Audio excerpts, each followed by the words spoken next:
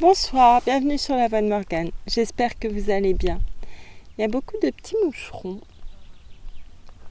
mais rien de grave. Je voulais commencer la lecture de Joie dans le ciel ce soir de Charles Ferdinand Ramu.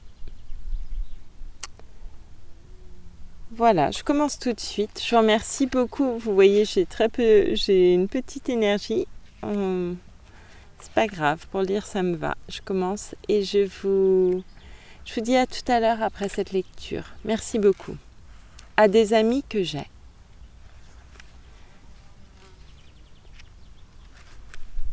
Premièrement, alors ceux qui furent appelés se mirent debout hors du tombeau. Avec la nuque, ils ont fait aller la terre en arrière. Du front, ils ont percé la terre comme quand la graine germe, poussant dehors sa pointe verte. Ils ont eu de nouveau un corps. Il y avait un grand soleil. Une grande belle lumière est venue sur leurs mains, sur leurs habits, sur leurs chapeaux, sur leurs barbes, sur leurs moustaches. C'était tout autour du village, là où autrefois on les avait mis. Là où on les avait descendus avec des cordes, dans le nouveau cimetière de l'ancien, à côté de l'église neuve et de celle qui n'existait plus, parce qu'ils venaient de partout dans le temps et les lieux où on les mettait avaient été changés au cours du temps. Et là, le soleil leur est venu dessus. Ils voyaient le soleil avec leurs yeux retrouvés, ils buvaient l'air avec une bouche retrouvée. Et d'abord, ils ont branlé encore un peu, pas solides sur leurs jambes, puis elles se sont affermies. Alors ils sont venus de tous côtés. Ils se sont avancés de tous côtés dans la direction du village, tandis que chacun l'avait devant soi, car le village aussi avait été refait, avec son église refaite et ses maisons refaites à la parfaite ressemblance de ce qu'elles avaient été, mais toutes neuves, toutes claires, en pierre et en bois, sous des toits d'ardoise. Chacun ayant sa maison de nouveau, chacun qui la cherchait des yeux parmi les autres. Puis chacun retrouva la sienne et ils entrèrent dans leur maison. C'est ainsi que la vieille Catherine avait rencontré devant chez elle sa petite fille nommée Jeanne. Et elle s'est arrêtée tout à coup, puis elle fit encore un pas, elle s'est arrêtée de nouveau.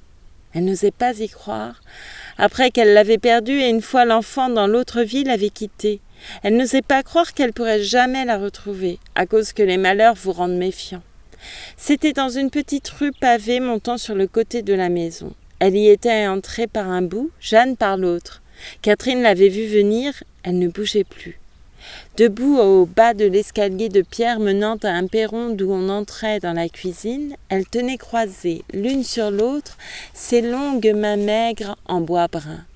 Et la petite Jeanne, elle, était venue en courant. Elle était venue d'abord si vite qu'elle pouvait, puis elle a été immobile aussi. Mais parce qu'elle avait le cœur tout jeune encore, un cœur tout neuf et prêt à croire. Pas le cœur trompé de plus tard. C'est elle qui est repartie en avant la première. Et le cri lui sort de la bouche. « Grand-mère, grand-mère, reste-toi !» Elle est venue.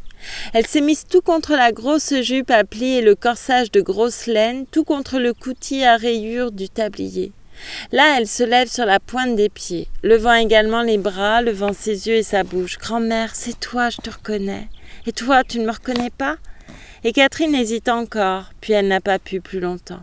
Elle a penché sa vieille tête, elle penche son dos, autrefois engourdi et raide, qui retrouve son ressort.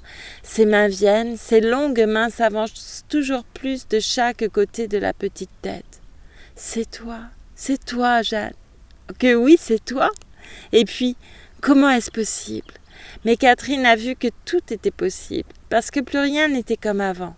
Elles sont montées ensemble l'escalier, elles sont entrées ensemble dans la cuisine. C'était une cuisine aux grandes dalles de pierre bien rejointées avec un vaisselier de bois brun. Tout y était comme autrefois, mais en plus joli, en plus clair, en plus neuf aussi. Tout y était comme repeint. On voyait briller les assiettes et les verres. Il y avait un bouquet de dahlias sur la table. La petite Jeanne a dit « Voilà des dahlias de notre jardin. » Catherine a dit «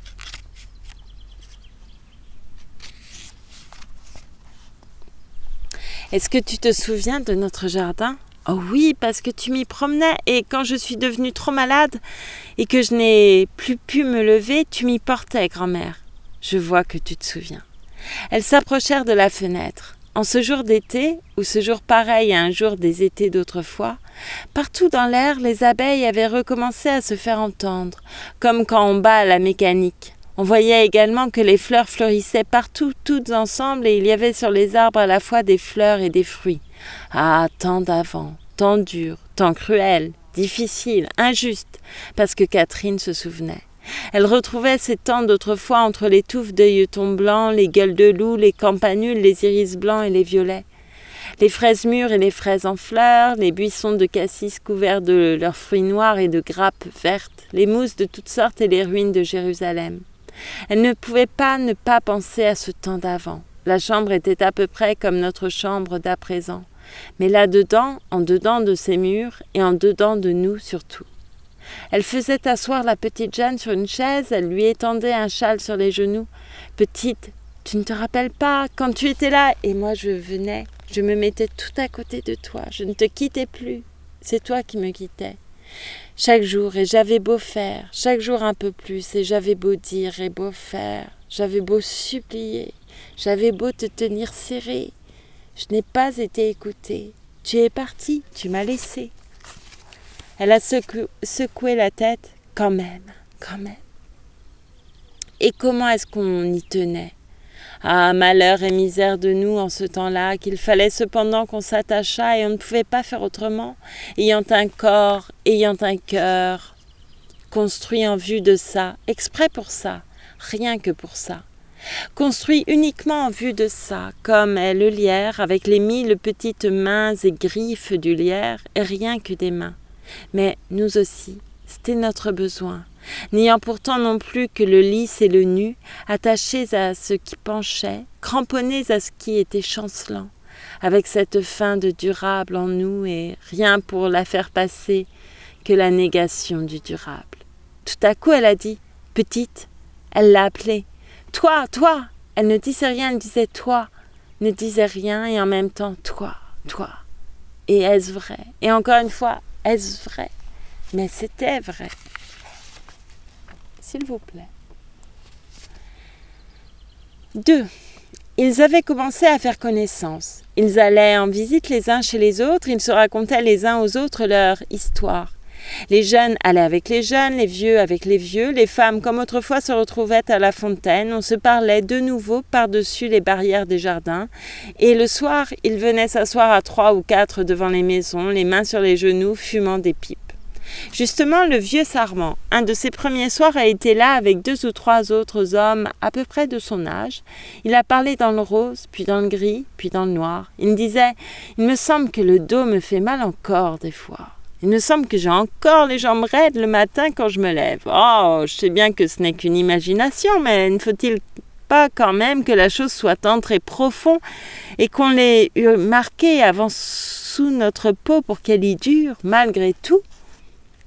60 ans et plus. Autrefois, quand il y avait encore des années et on n'était pas encore guéri du temps, il avait semé, fauché, moissonné, labouré, sarclé, taillé, fait son bois.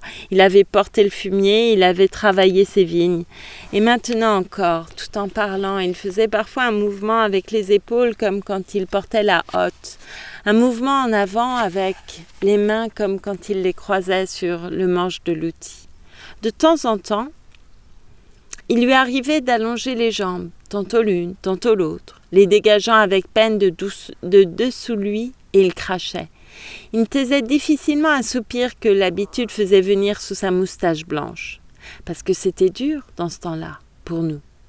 Il fallait se lever à 4 heures du matin pour ne se coucher qu'à 10 heures, quand il y avait encore des heures. Maintenant, l'horloge ne sonne plus que pour faire joli dans l'air, agitant là-haut sa clochette comme quand la vache se frotte à un tronc. Mais avant, vous souvenez-vous, elle venait comme un commandement, elle vous tirait du lit, vous jetant dehors par les plus grands froids, sous la pluie comme sous la neige, dans l'épaisse boue comme sur les chemins que la glace rendait brillants, quelque fatigue qu'on ressentit. Car on ne faisait rien à sa guise, on faisait non ce qu'on voulait, mais ce que les choses voulaient. On faisait et c'était défait, il fallait recommencer à faire. Et on refaisait et c'était défait, vous souvenez-vous ? Les autres ont hoché la tête. C'était sous un ciel ennemi de nous et jaloux. C'était contre toute la nature. C'était contre la terre fâchée qu'on la toucha, contre la plante ayant ses idées, contre les animaux, contre les hommes, tous ennemis aussi les uns des autres, jaloux les uns des autres et en guerre toujours. Et l'homme ennemi des animaux, les animaux ennemis des animaux, et la plante ennemie de la plante, et partout la destruction d'une chose par sa voisine, de sorte qu'on devait tout le temps réparer, tout le temps se défendre, et on passait son temps à s'empêcher d'être détruit. Ah, c'est vrai, continuait Sarment. Rappelez-vous, parce que venaient les gelées, ou venait trop de pluie, ou pas assez de pluie, jamais la quantité de rien, juste ce qu'il en aurait fallu. Alors on s'empêchait de mourir, et c'est tout. Puis il fallait mourir quand même. Oh, du prix. Et produit à lever la tête, il a dit « Même ce qui était bon trompait ». Il s'est tourné vers Sarment, il reprenait « Car il n'y avait rien qui fût bon jusqu'au bout. Rappelle-toi le goût du vin. » Il était alors vigneron et il était connu loin à la ronde pour la qualité de son vin. C'était juste au moment où on commençait à le sentir qu'il passait. Il vous glissait entre les doigts et puis il était déjà loin. On ne buvait jamais alors qu'il ne fallut reboire. Il fallait recommencer à boire, et de nouveau le goût vous fuyait sans qu'on pût le saisir, tandis qu'on lui courait après inutilement. Et tout était comme le vin, parce qu'aucune chose n'était complète, aucune chose n'était terminée pour nous, aucune chose ne pouvait être retenue par nous définitivement. Et de nouveau, tous ont dit « c'est vrai ». Assis sur le banc pendant qu'on passait. Ensuite, ils se sont regardés, s'étonnant d'être encore ce qu'ils avaient été, s'étonnant d'être ce qu'ils étaient. Il commençait à y avoir de la lune. On a vu passer Adèle Genoux, qui leur a dit bonsoir. Ils ont dit bonsoir à Adèle Genoux, qui a passé. Et un peu plus loin, il y avait la boutique de Chemin, le menuisier. Ils l'ont vu sous la lune s'arrêter devant la boutique. Ils l'ont vu entrer dans la boutique, et elle disait à Chemin « Comment est-ce que je suis ici, moi? Comment est-ce que c'est possible après ce que j'ai fait ?» Elle aussi dans un grand étonnement. « Mais Chemin, tout est possible. » Elle s'est mise à dire alors « C'est que je l'aimais trop et pas de la bonne manière. On ne savait pas aimer comme il faut dans ce temps-là. Je me suis dit, je ne veux pas qu'il soit malheureux. La seule chose que j'ai vue, c'est qu'il fallait l'empêcher d'avoir à souffrir ce que j'avais souffert. Je l'avais sorti de son petit lit bien chaud. Je l'ai pris contre moi. Est-ce que vous comprenez ? Il n'avait pas de père. Les promesses coûtaient peu aux hommes dans ce temps-là.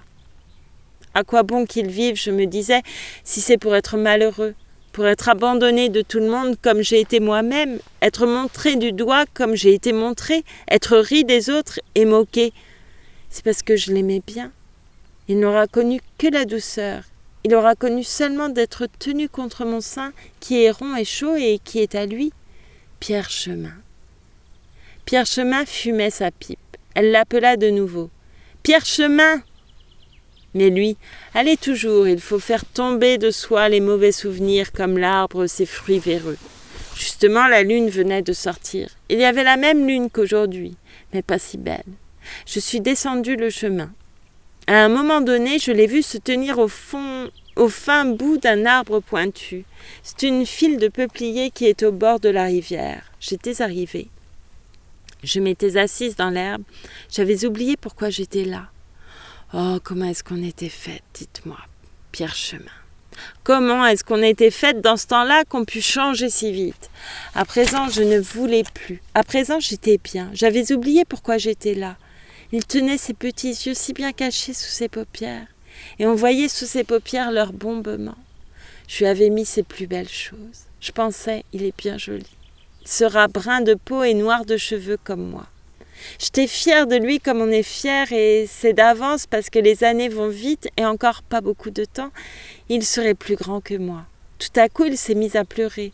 Je n'ai eu qu'à ouvrir mon caraco, il s'est tu. Je continuais d'être heureuse. Il se faisait un mouvement doux dans sa bouche et un petit bruit aussi s'y faisait comme pour me dire merci. L'une de ses joues était plus rouge que l'autre. Tout son petit corps redevenait rond et se regonflait sous la peau. Plus rien que lui, parce qu'il était là. Et plus rien que le bonheur de la voir, le voyant plein de force, et moi aussi j'étais pleine de force. Il a mangé tant qu'il a voulu. Ce n'était pas la nourriture qui manquait. Après qu'il a eu fini, il m'a regardée. Je me tenais penchée sur lui et j'ai encore été heureuse un moment. Mais parce que rien dans ce temps-là n'était durable, ce faux bonheur, lui non plus, n'a pas duré. J'ai revu mon malheur écrit sous la lune et mon malheur était le sien. Et lui qui était innocent allait être puni à cause de moi. J'ai vu qu'il allait y avoir pour lui aussi les hommes et ils seraient ses ennemis, alors que moi je ne serais plus là. Et j'ai cru que c'était mon amour qui parlait, parce que je ne savais pas bien ce que c'est, et personne ne le savait en ce temps-là sur la terre. Je me suis dit, voilà qu'il dort, il ne se doutera de rien. Il passera seulement de son rêve à un plus grand rêve. Je l'ai bien embrassé, et réembrassé, bien serré encore une fois. Je lui ai chanté sa chanson encore une fois. Je lui ai chanté la chanson qu'il aimait. Je me suis levée, je lui ai dit adieu. J'ai détourné la tête. J'ai fait un grand mouvement de côté avec les bras. J'ai entendu le bruit. Puis il n'a plus rien eu. Sauf qu'à la place où je l'avais tenu, j'ai senti venir un grand froid, comme si tout l'air de la nuit et la grande bise entraient par un trou dedans moi. Elle s'était interrompue. Et de nouveau, pire chemin. Comment est-ce qu'on était fait, dites ? Pourquoi est-ce que je suis là ? Mes chemins, c'est le grand secret. Et comme les gens passaient toujours, c'est à eux qu'elle s'est adressée. Et vous ? Savez-vous pourquoi ? Il s'arrêtait dans la lune, devant elle, sur le petit pavé pointu, tout parsemé de brins de paille qui brillaient. Il disait comme chemin, c'est le grand secret. Mais alors elle se leva, elle a dit, c'est que vous ne savez pas tout. Elle s'était levée, elle est rentrée chez elle. Quand elle revint, elle tenait en travers de son corps, dans ses deux bras, un paquet rose. « Vous voyez ? Est-ce que vous voyez ?» disait-elle. On disait que oui. Eh bien, c'est lui, je l'ai de nouveau. 3. Ils étaient dans les 300 d'entre les milliers qu'ils avaient été. Ils ont été dans les 300 qui avaient été rappelés sur cet étage de montagne, refait pour eux à l'image d'avant, sur ce dessus de marche d'escalier qui semble avoir été taillé exprès dans la pente pour que le village y soit bien à plat et pour que, du temps où ils y couchaient leurs morts et puis ils s'y couchaient eux-mêmes, leurs morts et eux-mêmes y fussent couchés bien à plat. Les toits étaient restés couverts de leurs tuiles de bois ou de leurs feuilles d'ardoise grises. Et, pareillement à avant, ils se serraient autour de l'église. Ils se serraient étroitement autour du haut clocher de pierre comme autour du berger un troupeau de moutons. C'était comme la terre d'autrefois. On n'eût pas vu d'abord la différence. Il y avait déjà tant de beauté dans celle-là que celle d'à présent n'avait pas pu ne pas lui ressembler. Elle fut d'abord apparue toute pareille pour quelqu'un qui serait venu, qui aurait grimpé le chemin, à part la qualité de l'air et la beauté de la lumière. Quelqu'un qui serait monté le chemin raide, puis brusquement la pente casse, et on ne voyait rien. Tout à coup, on voit tout. De toutes les saisons, la plus belle seule était demeurée.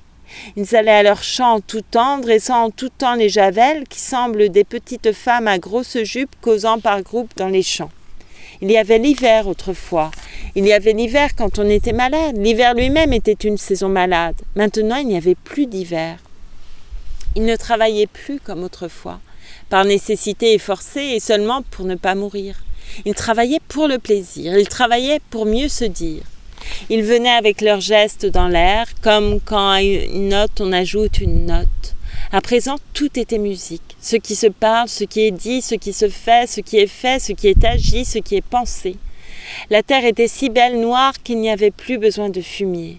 Celui-ci qui plantait un arbre n'avait eu qu'à faire un trou, puis tenant l'arbre par le milieu du tronc, pas plus gros encore qu'un manche d'outil, il la confiait à la terre telle qu'elle nous avait été redonnée. Des hommes passaient, ils ont regardé. Il y avait le vieux Sarment, il y avait Bonvin le chasseur, il y avait Maurice le chercheur d'or, il y avait Produit. Ils se sont arrêtés, ils disaient « Bonne terre !» et l'homme tenant son arme de même « Bonne terre !» Facile de vivre à présent. On s'entend tout de suite. On est des amis, on est tous des amis. On est plus tous ensemble qu'une grande bande d'amis. Ils avaient repris leurs anciens métiers, ils faisaient chacun le sien, mais ce n'était plus par nécessité. Tandis qu'on goûtait sous les arbres et les femmes à 4 heures apportaient comme avant le goûter des hommes et sortaient les tasses, ôtaient le couvercle du bidon où il y avait le café au lait. Puis à leur tour, elles étaient assises parmi leurs jupes dans l'herbe, toutes fleuries de marguerites, de boutons d'or, d'anémones, de crocus jaunes ou blancs ou mauves, de colchiques, toutes les fleurs en même temps, dans l'ombre percée de trous par le soleil comme une éponge. Quelques-unes, la tête appuyée à un tronc, la tête de côté contre l'écorce. Alors le chignon allait lui aussi de côté, le chignon noir à tresses très serrées où est enfoncé un peigne de cuivre. Parce qu'on a le temps, que rien ne nous menace plus, étant là tant qu'elle voulait, puis quand elle voulait, elle rentrait chez elle. Et de nouveau, elle se tenait dans leur cuisine, mais là également était pour elle le bonheur, à cause du joli de tout, à cause du bien lavé de tout, à cause du bien rangé de tout. Quand de nouveau le soir venait, puis on a entendu le cornet de Thérèse Main, la gardeuse de chèvres, descendant de la montagne avec son troupeau. Et chaque soir, au moment d'arriver au village, Thérèse soufflait dans son cornet de cuivre et chaque matin, avant de le quitter, dans son même cornet de cuivre, afin qu'on amenât les bêtes ou afin qu'on vînt les chercher. Chapitre 4. Chemin, le menuisier n'avait plus de cercueil à faire. Ici encore est ce grand changement qu'il n'y a plus ces vilaines planches à clouer, comme autrefois quand la cloche des morts sonnait. Alors les gens se disaient l'un à l'autre « Tu as entendu ?» Et c'était un fils ou un frère ou un père, quelquefois un simple cousin. Il venait chez Chemin, il heurtait « Tu peux seulement y aller ?» Chemin demandait « Comment est-ce qu'il était déjà ? Ne l'as-tu pas connu, ni grand, ni petit, ni trop gros, ni tant maigre ?» Bon, je vois. Mais des fois aussi, faudrait que j'aille prendre mesure. Il allait, on lui disait « Entrez seulement, monsieur Chemin ». Il se frottait les pieds sur le racloir, il ôtait son chapeau. Mise debout contre les chaises, il y avait des couronnes en perles de verre. Il faisait sombre à cause des contrevents fermés. Et lui, sortant son mètre de sa poche, l'appliquait contre le lit. C'est cet allongement qui trompe, vu que nous paraissions plus longs une fois couchés que debout. Et plus longs encore. Pourquoi ? Lorsque couché de cette façon-là. Chemin remettait son maître dans sa poche, il disait « Merci, je vois ce qu'il faut ». Il parlait bas. « Merci, je vois ce qu'il faut ». Il parlait bas, il rentrait chez lui. Il faisait généralement froid, avec un ciel gris et bas, parce que généralement c'était l'hiver. C'était surtout ces mois de février et de mars. Alors il y en avait jusqu'à 2 par semaine. Ayant tenu tout le commencement de l'hiver, ayant tenu encore contre novembre, contre décembre, contre janvier, ayant encore passé le 1er de janvier, ayant encore pu ajouter tout juste une unité au chiffre de leur âge. Et puis ça n'allait plus, ça devenait trop lourd, on se disait « tant pis », on se laissait aller. Car ils étaient trop lourds, ces hivers de la terre, pour le peu de force qui restait aux yeux. Et alors 4 ou 5 en février, 3 ou 4 en mars, et Chemin qui allait prendre mesure. Comme il habitait non loin du cimetière, il les voyait ensuite tous passer. Ceux qui l'avaient donc habillé, leur ayant coupé ce vêtement qui est un vêtement de dessus et de tout dessus, et il ne nous en fallait jamais qu'un. Étant un espèce de tailleur dans ce temps-là, et il me disait « Je suis un espèce de tailleur, moi. » Généralement noir ce vêtement en dure étoffe de sapin, et derrière allant lentement les chapeaux de soie, les redingotes mises aux noces, mises au baptême, mises aux premières communions, tirées de leur armoire, frottées et brossées, reposées sur des têtes devenues trop petites ou remises autour de ventres trop gros. Alors Chemin, ôtant sa pipe de sa bouche, se retirait par respect dans le fond de l'atelier. 1 fois, 10 fois, 30, 50. 200 fois, 300, 400 fois. C'était quand il y avait encore l'obligation de mourir. À présent, point final, disait Chemin, point de la fin de la phrase, point de la fin du paragraphe et du livre, et le livre à présent lui-même fermé, ou quoi ? Plus de ces vilaines planches à clouer. Il prenait un petit pot de couleur, il prenait un autre petit pot de couleur. Il y avait une belle couleur jaune, une belle couleur bleue, une belle couleur rose. Il faisait aussi des coffres à habits, sur lesquels, par des applications de minces épaisseurs de bois de teintes différentes, il représentait un cœur ou des vaches ou un bouquet dans un vase. Rien que la date de l'année qui manquait. Sur la grande double porte des armoires, de celles que dans l'autre vie on donnait en cadeau aux jeunes mariés, c'étaient des guirlandes de fleurs des champs. Chemin, tout le jour, taillait dans le bois ou maniait le pinceau. Ces autres faisaient leur foin ou faisaient la vendange, fauchant, moissonnant, vendangeant dans le cours de la même journée. Et aux douces heures du soir, quand ils revenaient, c'était en huchant, la voix poussée à plein entre leurs mains d'une pente à l'autre. La voix allant au loin par-dessus les creux et les combes d'un versant à l'autre versant. Après quoi ils avaient moissonné, vendangé, fauché, ils revenaient en huchant. Pierre Chemin alors se disait « C'est l'heure ». Il posait sa varlope, il tirait de sa poche un paquet de tabac enveloppé de papier brun, qui est un tabac fort de goût. Thérèse Main rentrait avec ses chèvres, elle serrait son tricot dans un petit sac, elle soufflait dans son cornet de cuivre. C'est ces douces heures du soir que chaque jour ramènent dans du rose, dans du doré, dans le sang bon des cheminées. Des portes s'ouvraient, se fermaient. Les petites filles allaient chercher les chèvres dans le parc, Pierre Chemin fumait sa pipe devant chez lui. Et tous ceux et toutes celles qui passaient, se regardant, semblaient dans ce regard se dire « On a tout, on est bien », n'ayant plus d'autres pensées. Jusqu'au mulet à petits sabots fins, à gros ventre, une paire d'énormes souliers à clous, les semelles en l'air sur le bas, ces bêtes autrefois peu commodes qui montraient à présent une grande docilité, se déplaçant d'un pas égal sous leurs belles robes luisantes, et on entendait leurs petits grelots se rapprocher, puis s'éloigner entre les barrières. 5. Il y avait aussi Fémie. Elle allait et venait dans son jardin. Elle n'aimait déjà rien tant que son jardin quand c'était encore l'autre vie. Pour être plus sûre d'avoir des fleurs à son idée, elle récoltait elle-même toutes ces graines dont elle faisait des paquets, écrivant dessus le nom au crayon. Il lui fallait s'appliquer grandement, étant bien loin du temps où elle allait à l'école, mais avec de la persévérance, elle y arrivait. Déjà dans l'autre vie, elle écrivait les noms au crayon sur les paquets en tirant la langue. Elle écrivait Reine Marguerite, Souci, œillet sur les paquets, après quoi elle les enfermait dans une armoire. Et voilà qu'à présent, elle avait recommencé à écrire les noms, elle écrivait de nouveau Souci, œillet. Hélas, dans l'autre vie, ce jardin auquel elle tenait tant lui avait été repris, à cause d'un grand-fils qu'elle avait. Dans l'autre vie, où rien n'était solide, il lui avait fallu un jour tout vendre, car alors rien ne pouvait durer.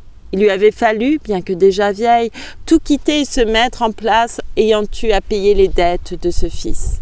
Elle avait été vivre chez les autres, travaillant pour les autres, malgré son âge, durement. C'est chez les autres qu'elle était morte. Chez les autres qu'elle était morte. Elle se souvenait encore du matin où elle n'avait plus pu se lever de ce lit pas à elle. Elle se souvenait qu'elle avait vainement cherché à se tenir debout à côté du lit dans la pauvre petite chambre froide où un mauvais falot tempête fumait sans éclairer. Elle n'avait pas pu, la tête lui tournait. Et puis plus rien. Et du temps qui avait passé, beaucoup de temps peut-être, elle se demandait, elle aussi, combien de temps? Elle ne savait pas. Mais ce qu'elle voyait à présent, du moins, c'est que son jardin lui avait été rendu et jamais plus ne lui serait repris. Et ce qu'elle voyait, c'est qu'elle n'avait plus rien à craindre, et elle non plus des hommes ni des choses, étant désormais à l'abri du mauvais temps, de la grêle, des gelées, de toutes les tristesses, de toutes les espèces de morts.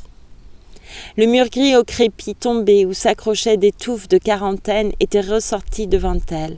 L'arrosoir peint en vert était posé de nouveau au milieu de l'allée.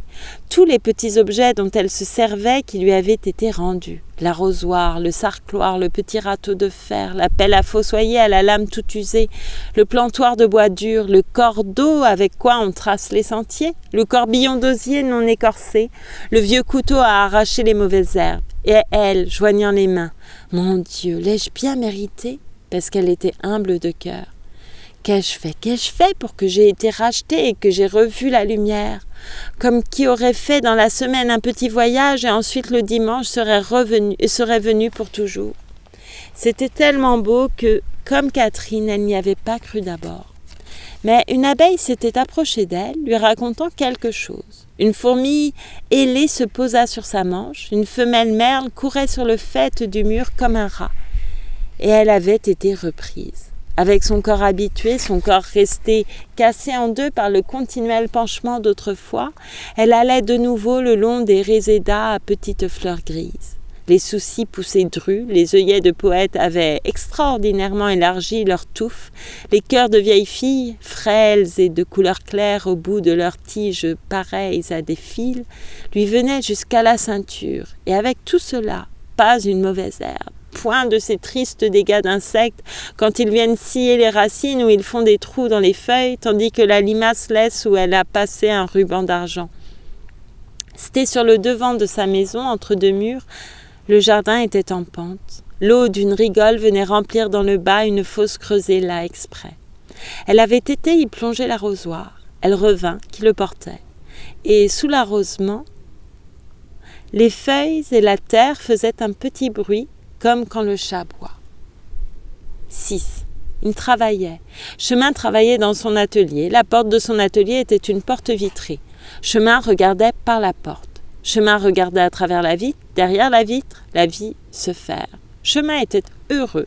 Il peignait sur le panneau de devant une grande armoire des gens heureux. Le tableau de Chemin représentait notre bonheur. Le tableau nous représentait comme nous étions à présent, c'est-à-dire que tout était beau dans son tableau. Il mettait ses couleurs sur un morceau de verre qu'il posait au bord de son établi et, ayant tiré son armoire dans le bon jour, il allait du morceau de verre à l'armoire avec son pinceau, prenant du bleu, du rose, du vert tendre, regardant à travers la vitre comment c'était, ramenant les yeux sur son ouvrage pour y mettre comment c'était. Pendant ce temps, dans le haut du village, là où avait été le cimetière, un homme était encore tenu sous les bras par deux autres. Et les deux autres lui disaient « C'est là qu'on t'avait mis, regarde bien. Mais toi aussi, tu en es sorti comme nous. » C'était un nommé B. Dans l'autre vie, il était aveugle. Dans l'autre vie, il était né aveugle, il était mort aveugle, jamais il n'avait vu. C'est pourquoi à présent, il devait apprendre 2 fois à voir. Ils étaient donc 2 à le tenir chacun sous un bras. Par moments, B s'arrêtait. Il restait immobile comme quelqu'un qui a de l'asthme. Ils étaient 2 à le tenir, chacun d'un côté, c'est-à-dire François Besson et Henri de la Cuisine. Et de la Cuisine, « Ça ne va pas, B ?» Lui, « Tenez-moi seulement, c'est ça. » Puis il est reparti et il tenait les yeux fermés. Tout à coup, il les a rouverts, il disait « Et cette tache blanche ?»« C'est chez Produit, c'est le mur de l'écurie à Produit. » Et B s'est mise à tendre la main vers la chose comme pour la prendre, tandis que les 2 autres riaient en disant « Tu ne peux pas, voyons, elle est trop loin !» Alors il a refait un petit moment sa nuit, comme quand on rentre dans sa maison pour se reposer. Il s'était mis cependant à aller, et ce fut pendant qu'ils allaient. Ce fut peu à peu. Il ne soulevait encore que légèrement et avec précaution sa paupière, faisant une petite provision de choses, puis laissant sa paupière retomber.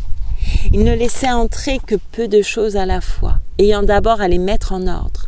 Mais voilà qu'il a rouvert quand même les yeux, alors de nouveau les choses venaient, pendant qu'il marchait entre les 2 hommes. Et il a connu le blanc et le noir, le laiteux, le rose, quand c'est beau vert ou c'est beau jaune et c'est comme du vin vieux. Les couleurs de toutes les choses et les choses qui sont dessous, étant habillées de couleurs et n'étant connues que par leurs couleurs. Il a dit « Je crois que ça y est ». Il s'était arrêté de lui-même. « Besson, je vois. De la Cuisine, je vois. Je te vois, Besson. » Il se tourne vers Besson. « Tu es là, je te vois. De la Cuisine. » Il se tourne vers de la Cuisine. Alors il se tourna vers en avant et, en effet, ses paupières se sont levées tout à fait, de dessus le globe pâle encore comme les plantes qui ont poussé à l'ombre et les germes des pommes de terre qu'on a tenues longtemps enfermées dans la cave. Elles ont battu comme le papillon bat de l'aile quand il va s'envoler, puis « ça y est !» Mais de nouveau « et ça qu'il disait ? Ça c'est l'air. Et ça qu'il disait ? Ça c'est le rocher. » Il a réfléchi, il a hoché la tête, il a dit « oui ». Il a dit « non ». Puis « que si ». Mon Dieu, tout ça. Et est-ce qu'il est possible que tout ça soit à moi ? se mettant alors à tendre les bras, les deux bras, à les ouvrir comme quand on voit venir quelqu'un. Et alors en effet, ça se mit à venir, ça venait.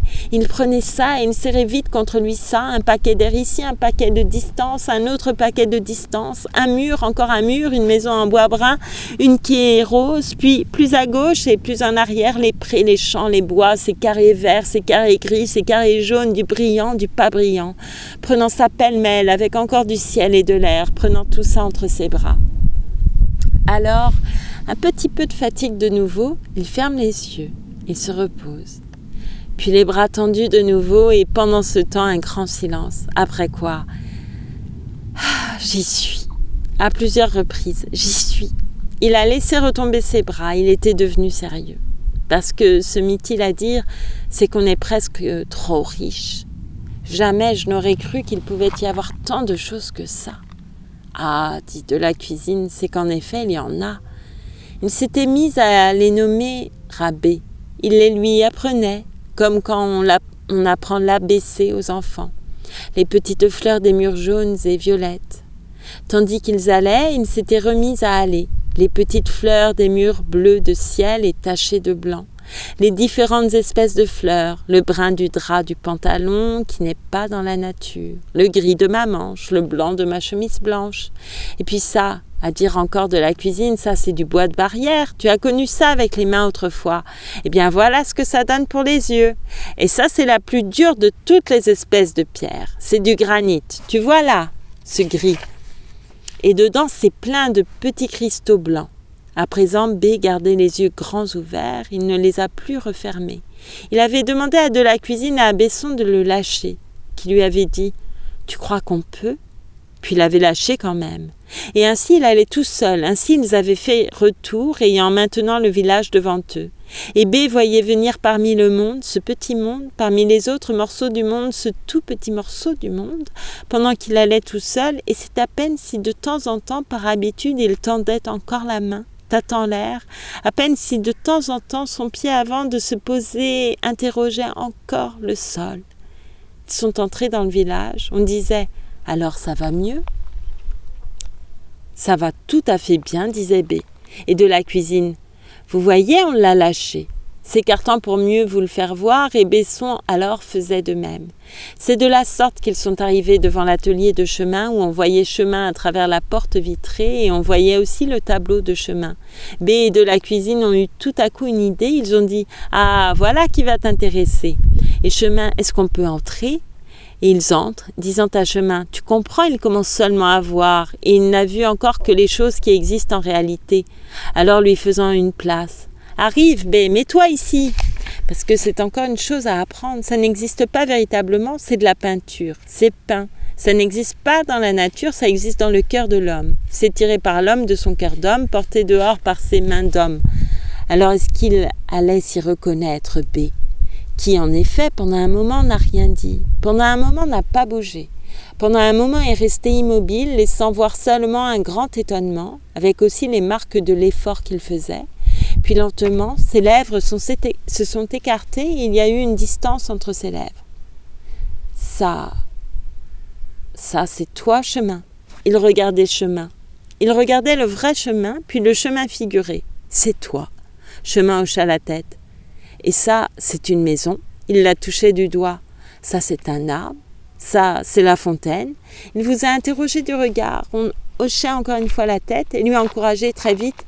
Ça, c'est des gens sur des bancs. Ça, c'est une petite fille. Ça, c'est un mulet. Oh, je comprends tout. Alors, ils sont venus, ils lui ont serré la main, puis ils sont sortis tous les quatre pour aller boire. Le café s'appelait le café des amis. Il y avait sur l'enseigne ce nom, il y avait sous le nom 2 mains qui se serraient dans les manchettes de dentelle, dans des manchettes de dentelle. Et de nouveau, là, c'était peint. Alors il y a eu de nouveau une petite difficulté pour B. On avait apporté une chopine de vin nouveau. Ils trinquèrent. B disait « Je suis guéri ». Mais déjà une autre voix « Moi aussi je suis guéri ». C'était cher mignon. On lui avait dans l'autre vie coupé la jambe. Il venait, il vous faisait voir qu'il avait de nouveau ses 2 jambes. Il les faisait bouger, l'une après l'autre, dans le pantalon de grosse milaine brune, jaunie aux genoux, ayant les pieds dans des souliers ferrés à l'œillet de laiton. Et puis encore, elle n'est pas fausse, et ils riaient. Quand même, ils étaient arrivés à la perfection dans ce genre de jambes fausses, souvenez-vous, après leur grande guerre, et ils m'en avaient mis une de cette espèce. Mais à présent, c'est de la viande, de la bonne viande, de la toute vraie. Si vous voulez voir, disait-il encore. Il troussait son pantalon, et les gens se tâtaient, disant « Nous aussi, on est guéris ». B voyait, cher mignon avait ses 2 jambes et criait à B « Je marche sur mes 2 jambes !» tandis que B lui répondait « Je vois avec mes 2 yeux !» Et parce qu'ils venaient ainsi chacun avec son histoire, Maurice, le chercheur d'or, qui était assis dans un coin, a commencé à raconter la sienne, étant guéri également d'une maladie qu'il avait. Moi, disait-il, je cherchais l'or à la baguette, parce que je croyais que c'est l'or qui donne le bonheur. Avec un jet de coudrier qu'on coupait dans le milieu et dont on croisait les 2 bouts, on allait se promener dans les endroits où l'on pensait qu'il y en avait. Alors la baguette doit pencher plus ou moins selon la plus ou moins grande force de ce qui l'attire. Un jour, mon frère, qui tenait montagne au pied des rochers de Bise, avait trouvé une pierre brillante et l'avait écrasée sous une autre pierre, ce qui avait donné la valeur d'une cuillère à café de poudre jaune qu'il me montra. Je me dis, ça en est. Il faut vous dire que j'avais le don. Je sais à présent que c'est un don qui nous venait du diable. Mais en ce temps-là, je ne savais pas. J'ai dit à mon frère, me montrerais-tu la place ? On partagera. C'est l'histoire de quand on allait chercher l'or, dans l'autre vie, à cause qu'on ne savait bâtir que sur les biens passagers. On est parti de nuit, on est allé plus haut que les bois, plus haut que l'herbe, et toutes ces richesses données par le bon Dieu, on les a laissées derrière nous pour ne plus être entourés, si loin qu'on pouvait voir que par rien du tout de bon. Semez-y le blé, vous verrez, essayez d'y planter les pommes de terre. Mauvais pays, pays maudit, pays mis justement par le bon Dieu plus haut que l'autre et pas à portée, mais on était tenté par le démon. Le soleil s'était levé, on suait à grosses gouttes. C'était ce grand pierrier, vous savez, qui est droit dessous les rochers de Bise. Et plus on monte, plus il devient raide. Pourtant on allait toujours. De temps en temps, je disais à mon frère, est-ce là ? Il me répondait, pas encore. Et on allait. On a fini par arriver au pied des rochers. Il y avait sur ces rochers des taches de rouille. Et rien n'a plus compté pour moi que ces taches. Il faut vous dire que les métaux s'appellent l'un l'autre. Ils vont par nid, par région. Et, par le moyen de se faire, l'or à nouveau me criait contre. Je vous parle de ces temps de la terre, où le cœur nous allait par bon. Ah, misère, misère et folie. La paroi avait bien 600 ou 700 pieds de hauteur, lisse par place comme la main, à d'autres toutes couturées, avec des réseaux, des couloirs, des corniches, des cheminées. Ça ne fait rien. Jean me suivait sans rien dire, on se comprenait sans rien se dire.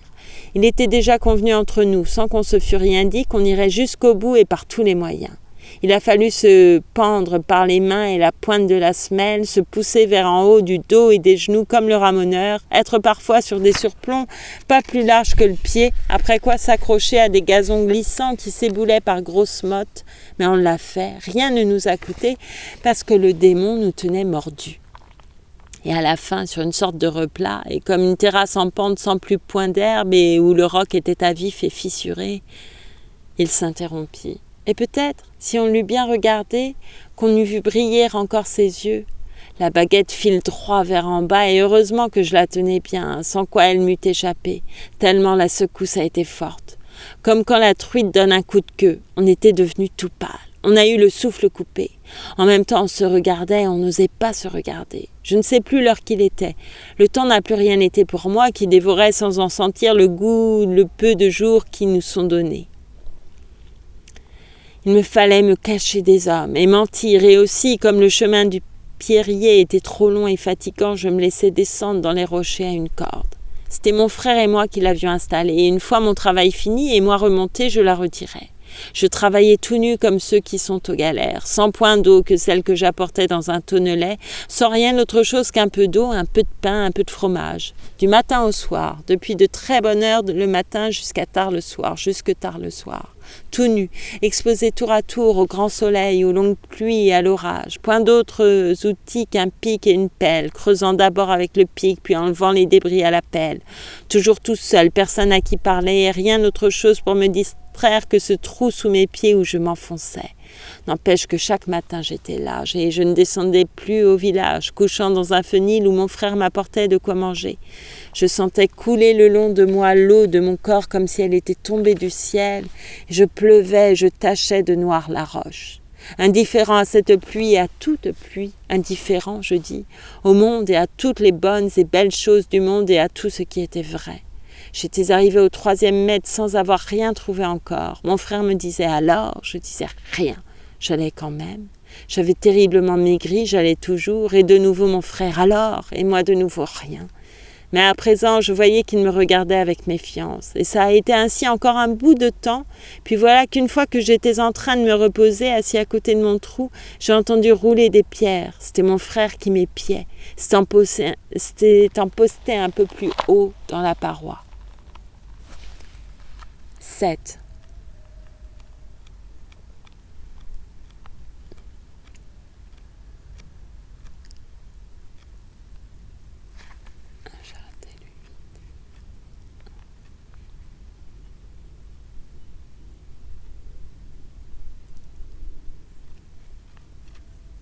Alors.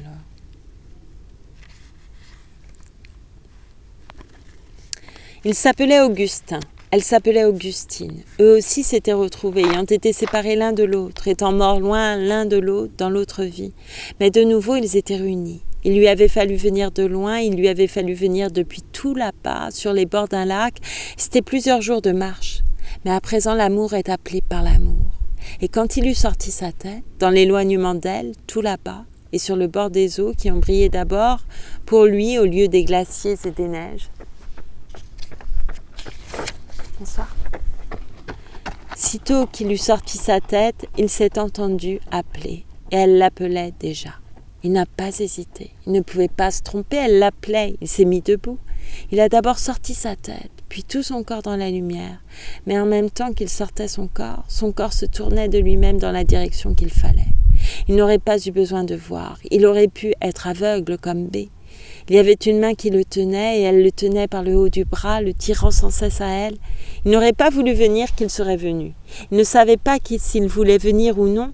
Il n'a pas eu à se le demander. Il a longtemps suivi la route qui va le long de l'eau vers l'est et les levées de soleil et vers où est Jérusalem. Le ciel s'est habillé de blanc, puis de rose. Il marchait dans le matin, il marchait à midi, il marchait encore le soir. Et le ciel à présent s'habillait de vert devant lui. Les hommes étaient partout heureux et beaux dans le grand vignoble, ayant leurs épis de maïs qui séchaient devant les maisons, et en dessous de l'avant-toit de l'écurie, sur une sorte de galerie à claire-voie, leurs noix bien étalées sur les lattes dans le courant d'air. Les femmes, debout sur les portes, lui disaient « Voulez-vous entrer ?» On lui faisait un lit. On ne lui demandait point d'argent. On ne lui demandait même pas son nom. On n'a plus de nom. On lui faisait un lit. Il couchait dans un bon lit, il se levait de grand matin, il recommençait à marcher, il se levait en même temps que les gens de la maison, et ainsi peu à peu il a quitté le lac, il est entré dans la grande vallée qui y fait suite. Là, il est remonté le fleuve qui en occupe le milieu, coulant entre deux hautes chaînes de montagnes toujours plus hautes.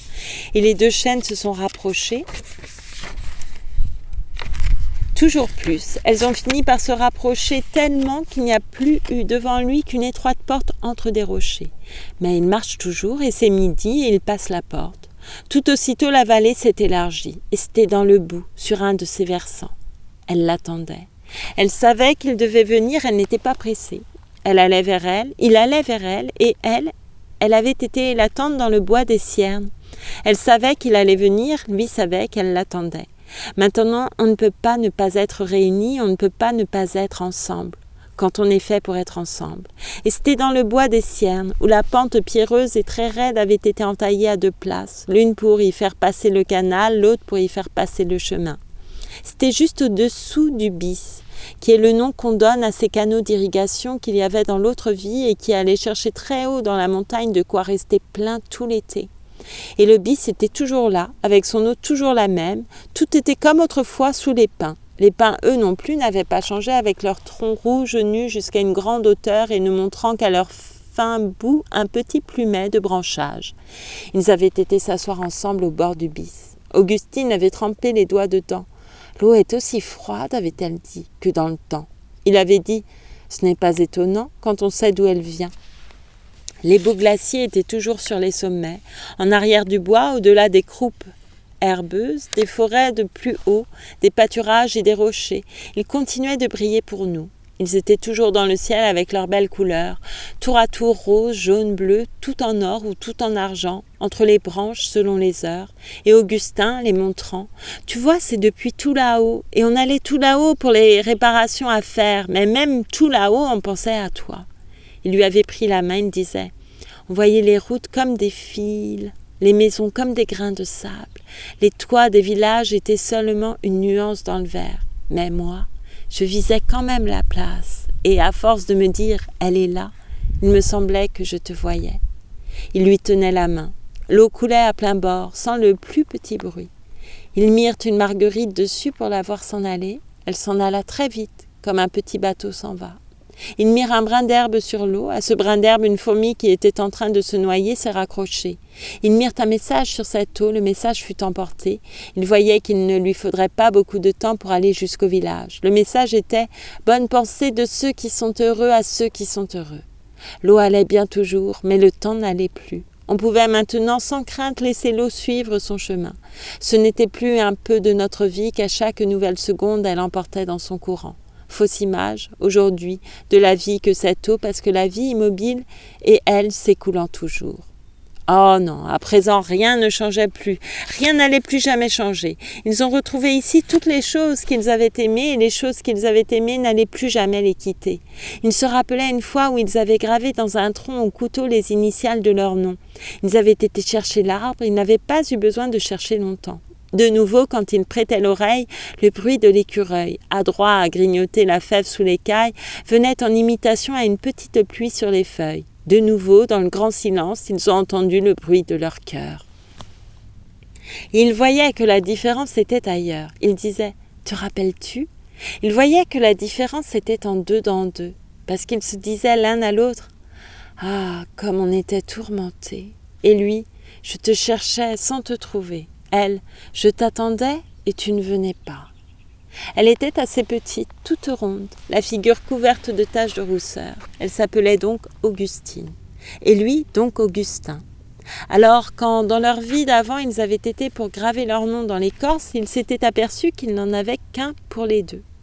Elle disait « Comment est-ce qu'il faudra faire avec ces deux A pour le linge ?» Il disait « Tu n'en mettras qu'un, ce sera de l'ouvrage de moins. » Oh, vilaine figure, vilaine petite figure. Il savait bien qu'Augustine n'était pas belle. Il l'aimait mieux comme elle était que si elle avait été très belle. On se moquait de ses cheveux rouges. Pour lui, il n'y avait rien de plus magnifique au monde que des cheveux rouges. Et sur cette peau, comme du petit lait, étaient ces taches qui se touchaient toutes. Mais le cœur devant, elle se sent tout remué de tendresse. L'œil, qui cherche à les compter et n'y arrive pas, s'en amuse. Il tenait entre ses deux mains cette figure, petite. Si on donnait tout ce son au lapin, mais non, il deviendrait trop gras. Et il souriait, et elle souriait. Mais ensuite, il leur fallait se quitter. C'était sur la terre, c'était au temps de leur rendez-vous sur la terre. Il ôtait son chapeau, elle se signait, parce qu'il passait devant la croix. Elle prenait à droite, lui à gauche. C'était sur la terre. Ils se consolaient en se disant que leur chemin finirait bien quand même par se réunir. Hélas, ils ne savaient pas quelles difficultés on rencontrait alors à vivre. Son père à elle n'avait pas voulu de ce mariage. On ne lui avait plus permis de sortir seul. Et lui venait la nuit rôder autour de la maison, mais il avait beau venir. Il venait, il se mettait sous un arbre, il était sous le branchage de l'arbre et de là son cœur appelait. Personne ne répondait. C'est quand ils étaient dans l'ancienne vie. Il lui avait bien fallu finir par voir que tout y était tromperie. On était comme quelqu'un qui aurait eu une tasse à la main, on se serait arrêté à toutes les fontaines, mais la tasse était sans fond. Tout vous parlait de bonheur, on ne le trouvait nulle part. Dans l'autre vie, dans la fausse vie. Et une grande amertume, pour finir, était venue à Augustin. Il s'était dit, tant pis, qu'elle souffre puisque je souffre. Il se disait aussi, si elle tenait vraiment à moi, elle aurait bien trouvé moyen de venir. Mauvais cœur qu'on a tout à coup. Un mauvais cœur vous pousse dans le bon. Et une nuit, c'est la dernière fois. On était déjà en automne quand il y a ce triste grand brouillard qui est contre les pentes comme une aile cassée. Elle non plus ne dormait pas cette nuit-là. Seulement il ne le savait pas. Elle l'attendait. Il ne le savait pas. Aucune lumière à sa fenêtre. Comment aurait-il pu se douter qu'elle ne connaissait pas plus que lui le sommeil ? qu'elle l'appelait, elle aussi, à travers l'épaisseur des murs et toute cette couche d'air sourde se désespérant comme lui. Et tout à coup, elle s'était levée. La porte avait été ouverte par elle, l'escalier descendu par elle, le gros verrou rouillé, tiré. Il y avait une force qui la faisait aller sans qu'elle y fût pour rien. Personne ne l'avait entendue. Et à présent la nuit, tout le glacé de l'air et cette grande humidité, et elle nue sous sa chemise, sans souliers ni bas dans la boue, mais jamais pourtant si bon air, jamais si belle nuit, jamais légèreté pareille. Et comme elle courait, « Prends-moi, emmène-moi, fais de moi ce que tu voudras, je n'ai plus ni père ni mère, il n'y a plus personne, il n'y a plus que toi. » Et ainsi, et puis rien, car il n'était déjà plus là. Il avait dû se décourager d'attendre. Inutilement avait-elle cherché partout dans l'ombre avec ses mains s'il y était. Il n'y était pas. Et le lendemain non plus, il n'avait pas été là, ni le surlendemain, ni le mois d'après, ni l'année d'ensuite, ni toutes les grandes longues années qui étaient venues l'une après l'autre, tandis qu'elle se faisait vieille et elle pensait « fini pour toujours ». Mais non, ce n'était pas fini. Ce qu'elle avait cru une fin n'était qu'un commencement. C'est ensemble, en effet, qu'ils sont rentrés au village.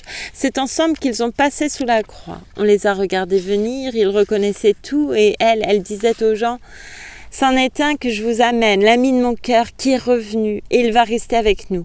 À présent, on est où on veut, à présent, on est où on aime. » Le soir venait, les gens étaient partout, assis sur les bancs devant les maisons.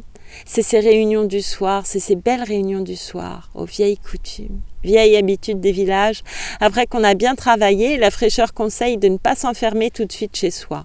Les vaches ont été gouvernées, les petits-enfants ont été mis au lit, on vient de manger la soupe. Aux vieilles douces habitudes des villages qu'ils avaient gardées, comme autrefois, les uns étaient assis, les autres étaient debout, ceux qui aimaient à fumer fumaient, ceux qui aimaient à chiquer chiquaient, les oiseaux changeant de place faisant un bruit sous les avant-toits. Il y avait bas dans l'air toutes ces chauves-souris qui semblent voler sur des béquilles. Il y avait Maurice, le chercheur d'or, qui continuait son histoire. Alors Augustin et Augustine se sont arrêtés encore pour l'écouter parce qu'ils disaient « On était deux frères pourtant, deux vrais frères par l'amitié. Seulement l'or nous séparait. Vous vous rappelez qu'il était venu m'épier pendant que je travaillais dans la paroi. Je n'avais pas eu l'air de me douter de rien.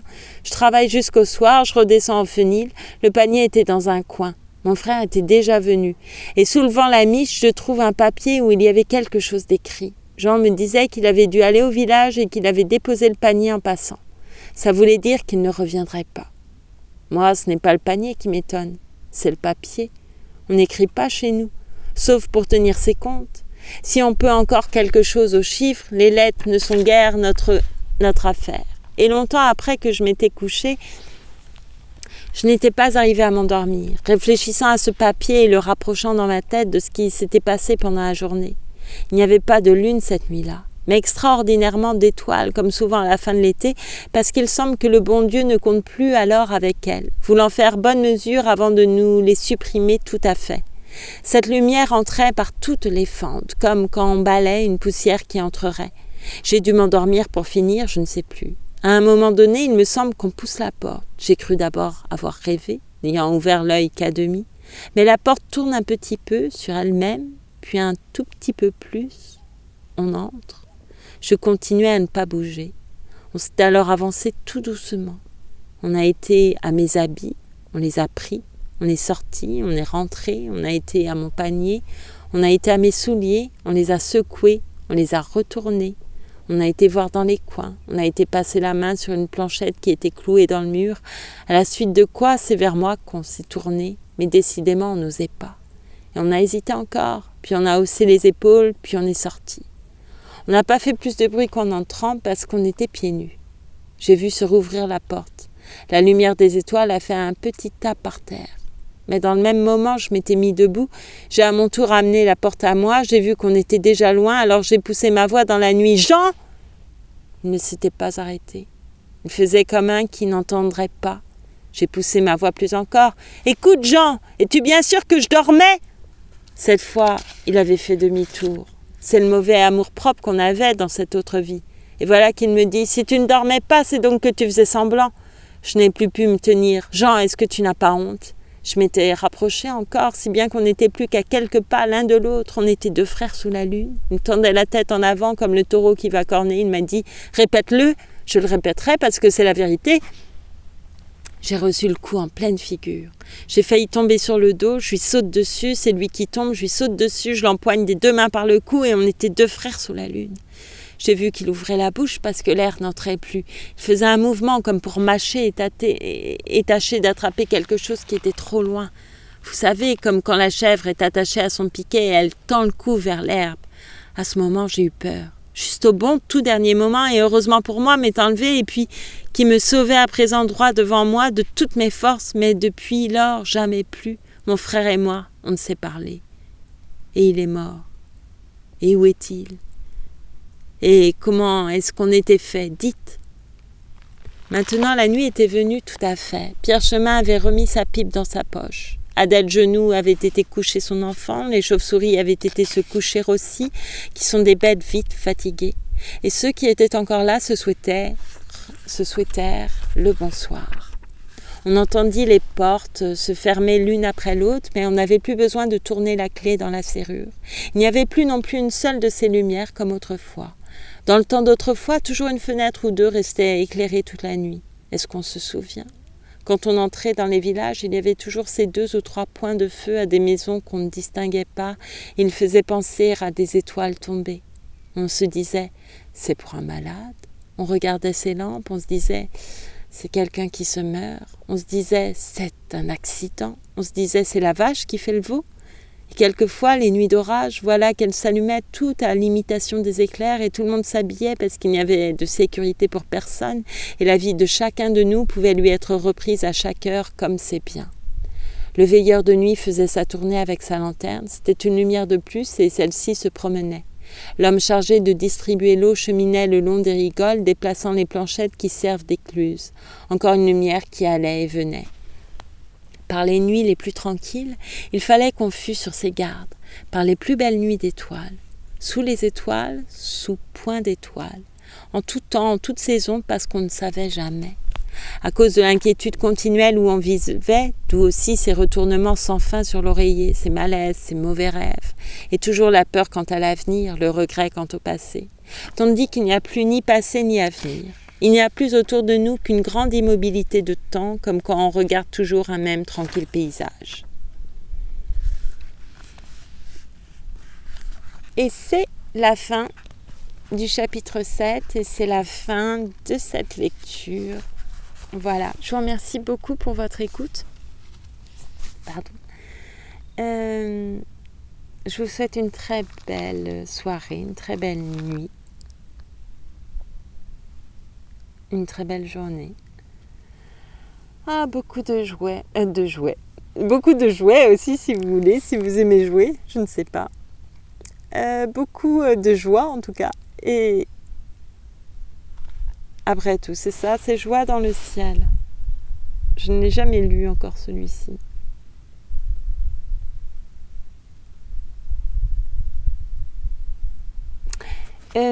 Bref. Charles Ferdinand Ramus, Les Cahiers rouges. Et